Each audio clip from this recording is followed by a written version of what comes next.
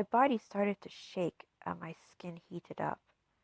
I quickly ripped off my long dress off, and I was in my short underskirt and my corset. I ran to my mirror because I felt my eyes were burning. What was in that cookie? I rushed to my mirror and saw my eyes change from my light brown to green with a yellow ring around it. I was horrified and I screamed at my new look. My skin was clear and I felt more different. My other reaction was to get back to the funeral parlor. I left my home at once to find this place. On my way, I was in a whirlwind of feelings. My old depressed feelings were mixed with this empowering feel of my new eyes. I felt like I could perform circus-like maneuvers, and I wanted to hurl at the same time. Within a short frame of time, I reached to the Undertaker's place. I waltzed in a frantic manner. I was looking for him. I banged on the door, and that was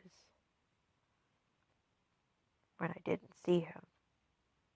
What was in the back room, I don't know. I checked all of the coffins in the room. Nothing. Where can he be? My body gave way, and I suddenly collapsed on the floor. I blacked out for a short while. When I woke up, I saw the Undertaker and another gentleman with him. He was very tall, with a three-piece suit on. He had short black hair, very neat, with a sharp pair of glasses. He was not smiling at all, but I did notice his eyes. They were just like mine after the transformation. I got up at once and I rushed to the Undertaker. I told him what had happened, and I asked him, why do my eyes look like this other man's? He sat me down and explained my death was a part of it. He said that my cause of death was suicide, and my cinematic records were supposed to be collected by a Grim Reaper. I was supposed to become a Grim Reaper due to my death as karmic punishment. However, the night of my death, there was not a Grim Reaper to attend to me. I was left to roam around until whatever Reaper was dispatched to collect my records. I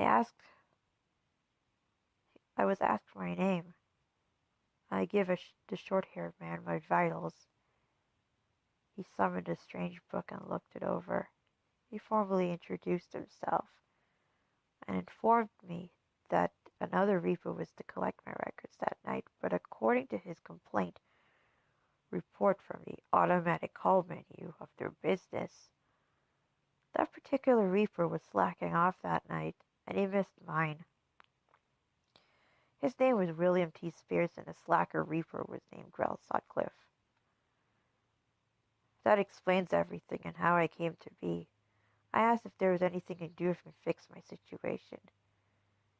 He looked me over and walked around me. He didn't say much, but just readjusted his glasses and headed for the door. He said to keep me close, and he shall be back soon. I just stared at him. I made an attempt to follow him, but the Undertaker grabbed my wrist and subdued me. He told me not to follow him and to have a seat. I sat down. The Undertaker went over to a small box and he opened it up and rummaged through the contents. I asked him what he was doing. He said there was a few funerals to be conducted later on the week, and he was looking for a few final pieces of items that was to be included. He said that the church is going to be busy and business is booming. This was a lot to handle, so I just let him speak.